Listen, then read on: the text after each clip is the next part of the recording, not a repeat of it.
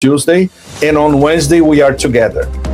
So, and then we have guests and other people like Vijay on Thursday and Friday. So this is just the beginning, guys. But of course, we already have a series of bombshells, and of course, we are being attacked from all sides, which is perfectly normal. Larry's used to it, and I am used to it. But people who have no clue whatsoever about deep intel, how do you get deep intel? How do you check deep intel? How do you trust your sources? What you can say and what you cannot say, and the sources sometimes are very explicit. Look, this is background. You cannot talk about this. And some of the stuff, in fact, almost everything that we talked about so far is highly explosive. Starting with something that was our discussion yesterday. One of the key items, and this came directly from Pakistani military intelligence. So they usually don't share this kind of information. But, and we learned via other people in South Asia and West Asia that these people, they trust Larry and myself. They know that we are not going to distort what is being passed to us. So this information is immensely important, Nima, for Iran and for all of you, the audience, for global public opinion. Okay, I'll try to put it in a thriller way or a cliffhanger. Why do you think from one day to another, the Israeli campaign of assassinating Iranian leaders and scientists, very important players in the Iranian political, geopolitical, economic, military sphere, why did this stop from one day to another? So we got our answer from Pakistani military intel. Immediately after the assassination of Ali Larijani, which at the time, as Nima, you know very well, he was the most, I would say, the most powerful person in Iran at the time, considering that leader Mojtaba Khamenei was recovering from his wounds, and he was essentially silent after the decapitation strike on February 28. And Larijani was coordinating everything. The political vector, the military vector, the public relations vector, the diplomatic vector, etc. So he was assassinated. And of course, in the minds of the death cult, Iran would be a beautiful body with no head. Oops, it did not work, number one. And number two, guess what the Pakistanis offered to Iran? Pakistani military intelligence got in touch with the IRGC, the highest levels of the IRGC, which also included at the time talking to Ghalibaf. Ghalibaf was at the time, let's say, the number two most important character in Iran. And they said, look, we can help you with that. Essentially because they had been helped before by the Chinese. And the Pakistanis had set up counter-intel, electronic warfare counter-intel center between Islamabad and Rawalpindi, was immensely sophisticated with help from the Chinese once again. And they said, look, we can give you everything you need, and we even fly our best technicians to Tehran to show you how you can counteract all these, the whole kill chain that is now embedded in the Pentagon and with the Israelis. I won't name names about the programs. I'm sure many of you will know what we're talking about. I won't name the names of the programs and the names of the companies behind, because this information is very seriously, and we discussed among ourselves and with other people, and we decided to leave this vague. In terms of Pakistani military intel helped Iranian intel to counteract the attacks, the serial attacks against the Iranian leadership. So after the assassination of Larijani, and this is something you can go to the public record and reconfirm it. There were no more assassinations, period. because now the Iranians, like the Chinese and like the Pakistanis, they are in possession of all the counter intel that they need. This is as much as we can reveal at the moment without naming names, of course. And this, of course, the Americans and the Israelis panic. They were already panicking with the offensive capabilities of Iran. And now they started to panic with the electronic warfare capabilities of Iran as well. Augmented. They already had it, but now they had direct help from Pakistan and with the blessing of China in the background as well. So this is what we're talking about yesterday, Nima. It's a very, very important information for which already we are getting the usual flack from people who don't know shit about anything, but that's okay. It comes with the territory, right? So this is what all of you can get if you go to our young, very small channel for the moment. You get intel that you won't find anywhere else.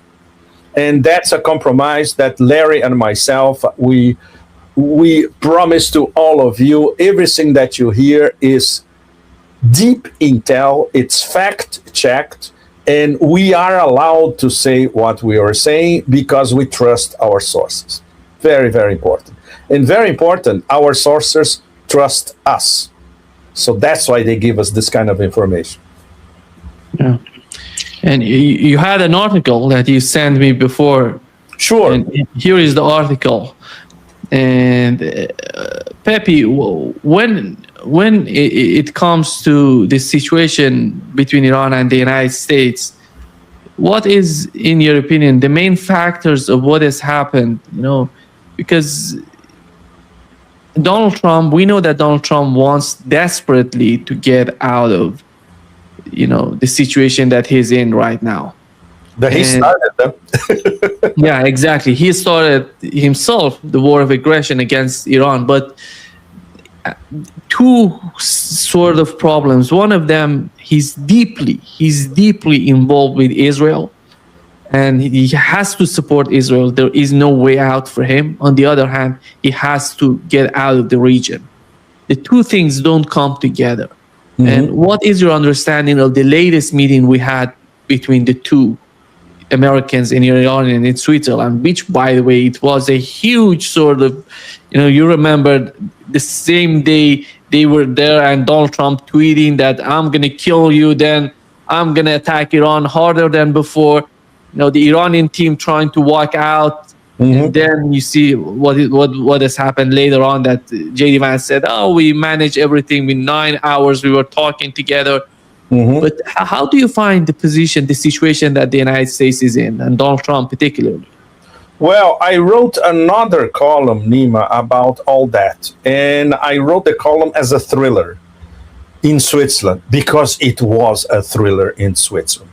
It was cliffhangers back and forth, and the whole thing practically collapsed in the middle of the negotiations. Did not even start, and they were already collapsing. So all of you can find this article on Geopolitics Prime. If you go on X and you go to Geopolitics Prime, and if you go to their Telegram channel as well, you will find this article in detail. And it's exclusive as well, because our information came to Larry and to myself. They came from one of the guys who was at the negotiating table. So he told us stuff that was absolutely mind-boggling. This is the article that you're talking about. This is the article. This is the Telegraph version, which anybody can read anywhere. So it is really inside the U.S. negotiations, and it is really a thriller. So among other things, guys, all of you, Iran actually walked out 3 times from the negotiations. Was not once, was 3 times. Every time Trump opened his mouth to threaten Iran and say, I'm going to bomb you again, and the usual crap, Arakshi would tell Sharif face to face. They have a very good interpersonal relationship. Look, we're getting out of here. There's nothing for us to do here. It's completely absurd. So Arakshi was, Sharif was panicking, of course, Prime Minister of Pakistan. He would call General Asim Munir and say, look, let's go out there and grab the Iranians and try bring them back again and try to explain to them that we're doing everything to smooth the situation. So they did this 3 times, Nima, which is completely nuts. And in the end, can you believe that the people around Vance, not Vance himself, they were telling the Pakistanis to tell the Iranians, look, don't pay attention to what these vociferations on Truth Social, what's coming out of Washington. We are here, and we want to deal with you guys, even if we're not talking face to face. This is another important piece of information, Nima. Both delegations never spoke one single word to each other. Everything went through the middleman, mostly the Pakistanis, but also the Qataris. So it was a back and forth all the time. I'm sure many of you have seen the video that when Arakshi enters the room, he goes straight to Sharif. They talk to each other. Arakshi doesn't even look at the back of the room where Vance was looking at him. Like a deer caught in the headlights like this. Arakshi didn't even look. So, and this... He was somehow confused. Completely confused. You can tell by the footage that obviously he didn't know what was going on. What our source also told us is that from the beginning, they were not supposed to meet. It was agreed by both sides. But then the Americans set up a trap. The first time the Iranian delegation entered the room, the Americans wanted to have the cameras rolling and a handshake. When the Iranians noticed that, they said, no bloody way we're going to shake hands with these people. Absolutely. And this in Iran would go down, and you can confirm, Anima, it would go down very, very badly, right? Exactly. So this was the first walkout. There were two others, right? And of course, and that explains because Vance was expecting to go to the center of the room and shake hands with Arakshi. Never happened. So another one of the walkouts, the third walkout was the most dangerous of them all, because basically Arakshi told Sharif, that's it. Now it's definitive. Okay, you tried to explain to us twice, a third time, come on, it's too much. You know what happened? Prince Faisal, Minister of Foreign Relations of Saudi Arabia, he called Asim Munir personally on Asim Munir's phone because he was following everything, of course. And he told Munir, look, this thing cannot fail. These were his words, according to our source. And our source knows because he was in the table. He's Pakistani, he was in the table. And obviously he heard from Munir what they talked on the phone. And then Faisal, Foreign Minister of Saudi Arabia, made 2 pledges to Munir directly. And he also said, look, I'm going to call the Iranians after I talk to you, and I'm going to tell them the exact same thing I'm telling you now. Number 1, we can guarantee the money. If Trump decides to walk out and not pay the $12 billion, it's $6 billion first, then more than $6 billion on the second phase, and then $12 billion in the third phase, total $24 billion. If Trump says no problem, we, Saudi Arabia, we guarantee that you, Iran, are going to get the money. And on top of that, Qatar, which was in the room already, had already pledged to Iran, look, don't worry, your money is in our banks. So whatever the Americans do, we tell our banks to give you the money that is yours. So can you imagine, Nima, in the I would say in the space of less than an hour or so, you have 2 major GCC nations promising to Iran that Iran is going to get its money. This was enormous. And the second thing, that was the second part of the phone call, Faisal said, look, and to speed things up, you guys should come to Riyadh. which is something that is going to happen between today and tomorrow. High-level Pakistani delegation with Sharif, Prime Minister, and Munir, Field Marshal. They are going to Riyadh. They're going to meet with MBS face to face. And what are they going to do? They're going to upgrade their military pact, which will include, of course, at the moment we can define as a Pakistani guaranteed security umbrella for Saudi Arabia that can be extended to other GCC members, starting with Qatar, perhaps Bahrain and Kuwait. The UAE is another story, much more complicated later on. And of course, this might include, I wouldn't say directly, but Egypt, which is part of the first four Sunnis when they met before the first meeting in Islamabad, brokered by the Pakistanis between the Americans and the Iranians, and Turkey, which was part of this first meeting. They might consider that Turkey is part of NATO. They might say, okay, we don't disagree with that. And the most important thing, Iran will not disagree because the Pakistanis informed Iran in the first place. The Chinese talked to Iran about that. The Chinese, the Pakistanis, and the Iranians are in close alignment.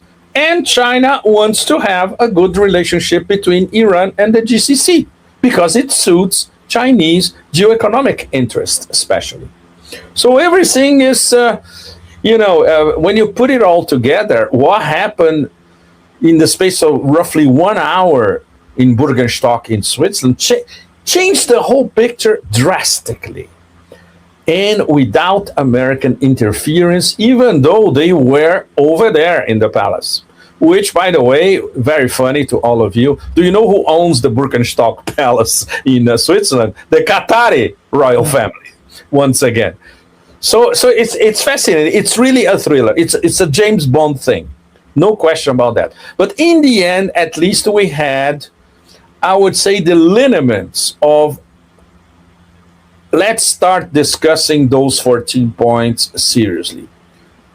Obviously, after Switzerland, the whole thing started to derail. For obvious reasons, Nima and all of you, our audience, you know who is trying to derail the MOU. And it's not only the death cult, it's the enormously powerful Zionist axis between Washington, Maryland, Virginia, New Jersey, and New York, and the neocons.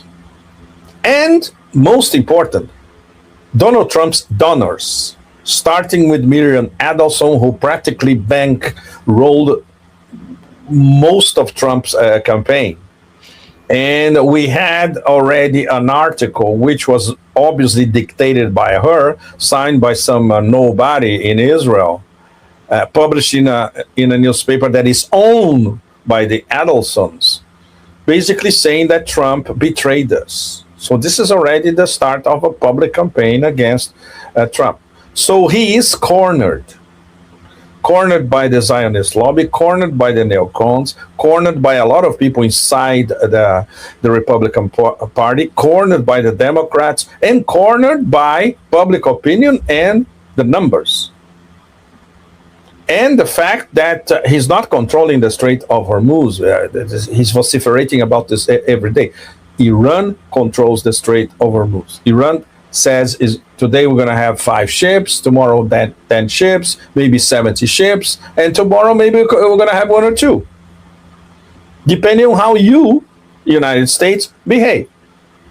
So this is the actual situation on the ground. And for a guy with the ego of the Milky Way like him, he simply cannot live with that. But at the same time, he's looking at his constraints.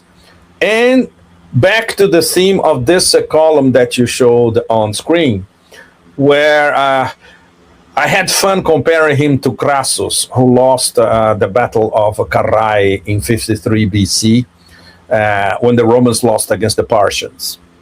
And after that, the famous story that the Persians put a lot of gold in his mouth during when he was dead. And of course, this was a Roman overextension, and a very rich guy in Rome thinking that he could go there and win against the Persians at the time, and he got kicked pretty badly.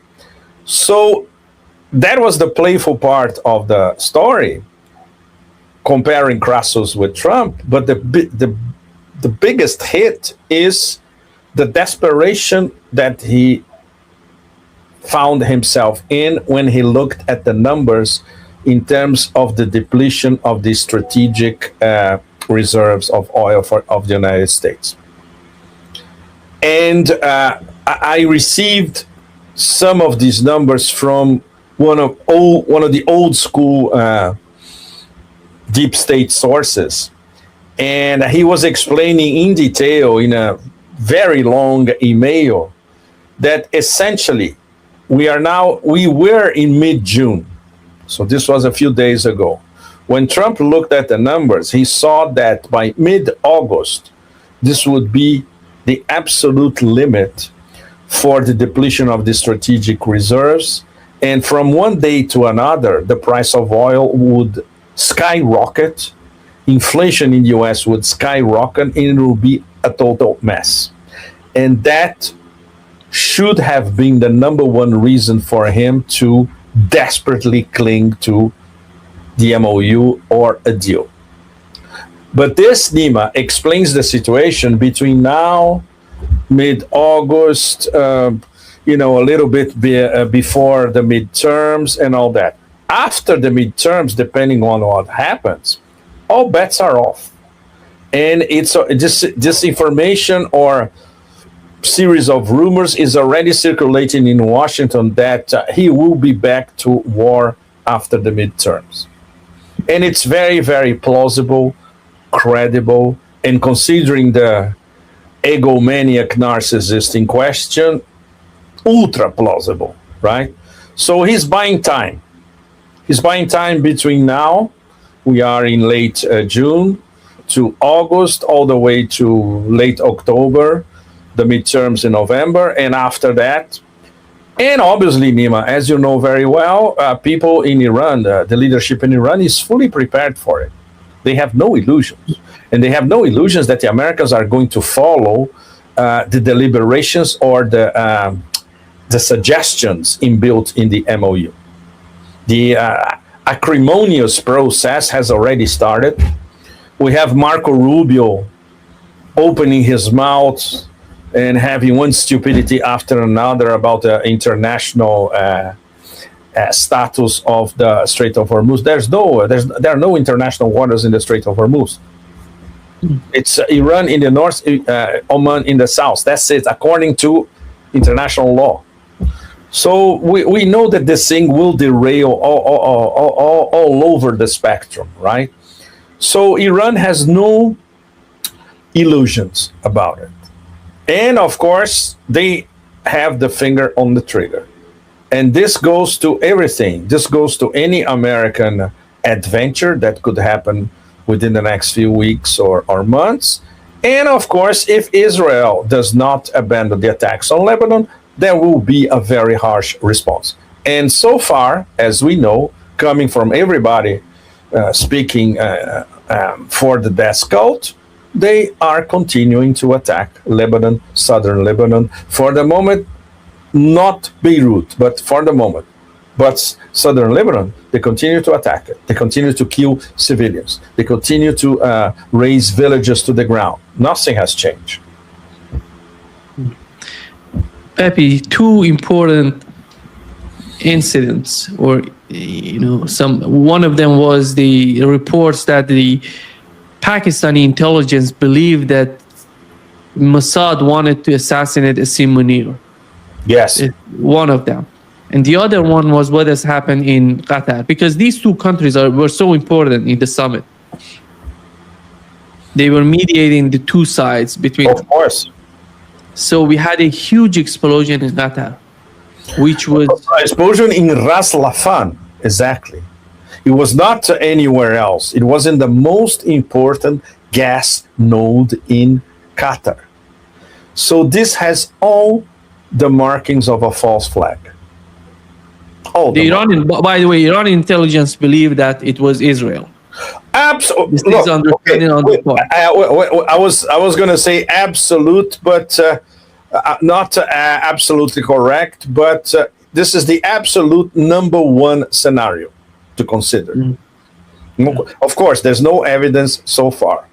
Because they said it was a technical issue. Technical issue doesn't go that far. A huge explosion happened. Huge explosion. So it was not a technical issue. And obviously, the Qataris have to be very, very careful. They cannot accuse Israel point blank, because then they're going to be attacked again. And of course, they are trying to coordinate not only with Iran, but also Pakistan has a say in all that. If it's proven that it's Israel, how they're going to respond. But no question, this has all the markings of a false flag, number one.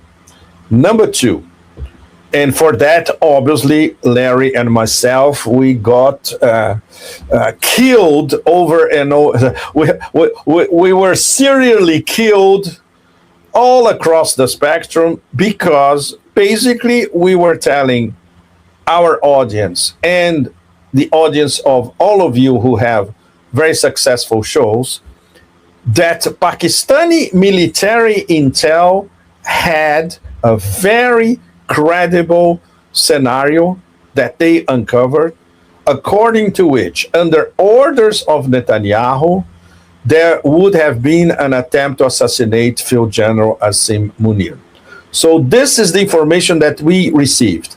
It's not that Larry and I, one day drinking vodka online, we decided to come up with that. So people who criticize us without knowing how these things work, they're not even fools. They're beyond stupid. Number one. Number two, Pakistani military, and obviously when we heard that, we were both like, wow.